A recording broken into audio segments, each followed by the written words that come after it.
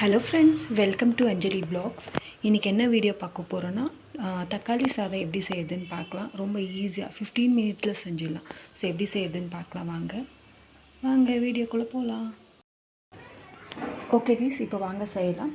அதுக்கு ஃபஸ்ட்டு என்னென்ன ரெடி பண்ணி வச்சுருக்கேன்னு பார்க்கலாம். கொத்தமல்லி, புதினா, பட்டை, லவங்கம், தேவையான மசாலா ஐட்டம்ஸ், பச்சை மிளகாய், வெங்காயம் 2, தக்காளி 4, அரிசி 1.5 கிளாஸ் கழுவி வச்சுருக்கேன், பீன்ஸ், கேரட், கேப்சிகம், உங்களுக்கு என்னென்ன வேணுமோ வெஜிடபிள்ஸ் என்னென்ன வேணுமோ எல்லாம் சேர்த்துக்கலாம்.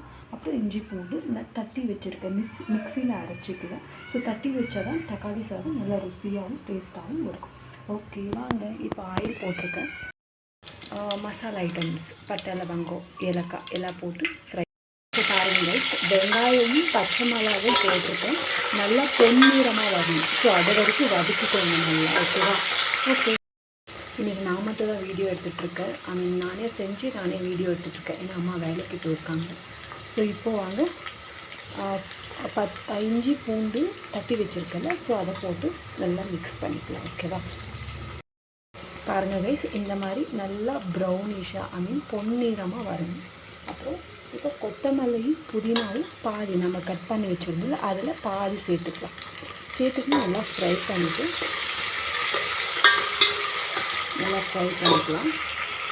அளவுக்கு வதக்கிக்கலாம். ஓகேவா? இப்போ தக்காளி சேர்த்துட்டு நான் உங்களுக்கு காமிக்கிறேன். பாருங்கள், தக்காளி சேர்த்துக்கிறேன். நல்லா வதங்கட்டும். ஓகேவா? ஃபுல்லாக பேஸ்ட் மாதிரி ஆகணும். ஸோ அது வரைக்கும் வதக்கிக்கலாம். அப்புறம் நம்மளுக்கு தக்காளி சாதம் நல்லா ருசியாகவும் மணமாகவும் இருக்கும். ஓகேவா? இன்றைக்கி சண்டே வேறு இல்லையா? ஸோ கொஞ்சம் லேட்டாக செஞ்சிட்ருக்கோம். ஸோ இன்னும் பிரேக்ஃபாஸ்ட்டே சாப்பிடல, டைரெக்டாக லஞ்சே சாப்பிட்ருலாமா? பாருங்கள் கைஸ், இந்த அளவுக்கு எண்ணெய் பிரிஞ்சு வர அளவுக்கு நம்ம தக்காளியை வதக்கிட்டோம். ஸோ இப்போது இந்த வெஜிடபிள்ஸ் பீன்ஸ், கேரட் அண்ட் உருளைக்கிழங்கு சேர்த்துக்கலாம்.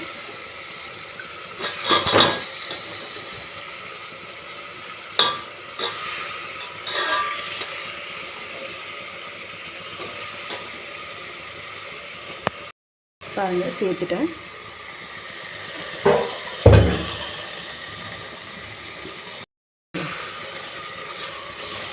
மிக்ஸ் பண்ணிவிட்டு காமிக்கிறேன். இப்போ இதில் நம்ம ஆல்ரெடி பச்சை மிளகாய் ஒரு 3 போட்டிருக்கோம்.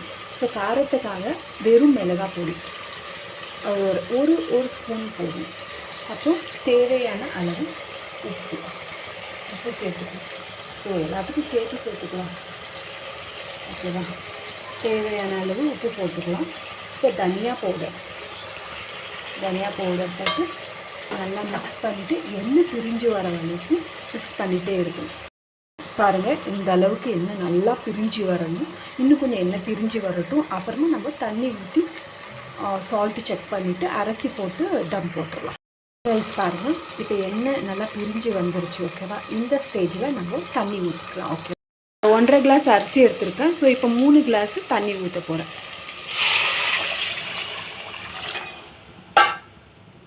இப்போ நல்லா கொதிக்கட்டும், அப்புறம் அரிசி போடலாம். பாருங்கள் கைஸ், நல்லா தண்ணி கொதிச்சிருச்சு. இப்போ நான் டேஸ்ட் கூட பார்த்துட்டேன், உப்பு கரெக்டாக இருக்குது. ஸோ அரிசி போட்டு பார்க்கலாம். அரிசி அரை ஹவர் ஊற வச்சுருக்கேன். ஸோ ஊற வச்ச அரிசியை நம்ம இதில் போட்டுக்கலாம்.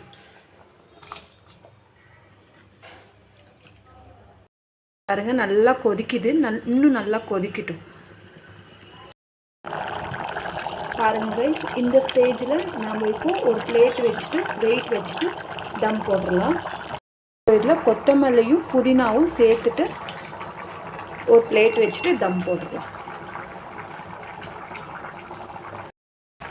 பாருங்க,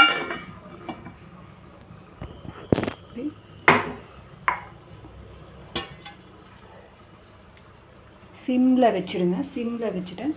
சிம்மில் வச்சுட்டு ஒரு 10 நிமிஷம் விட்டு ஓப்பன் பண்ணி பார்த்தா நம்ம தக்காளி சாதம் ரெடி. பாருங்கள், இப்போ நம்ம ஓப்பன் பண்ணலாம்.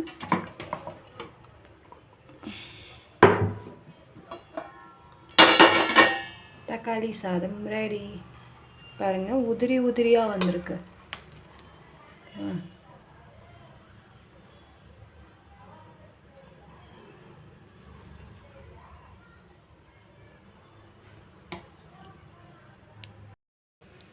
பாருங்கள் கைஸ், எப்படி உதிரியாக வந்திருக்குன்ட்டு.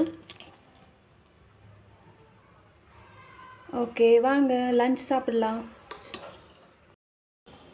இப்போ எங்கள் அம்மா கிட்ட கொடுத்து டேஸ்ட் பண்ணி பார்க்க சொல்கிறேன். எப்படி இருக்குன்னு சொல்லுவாங்க. கொடுக்கலாம், டேஸ்ட் பண்ணிவிட்டு எப்படி இருக்குன்னு சொல்லுவாங்க.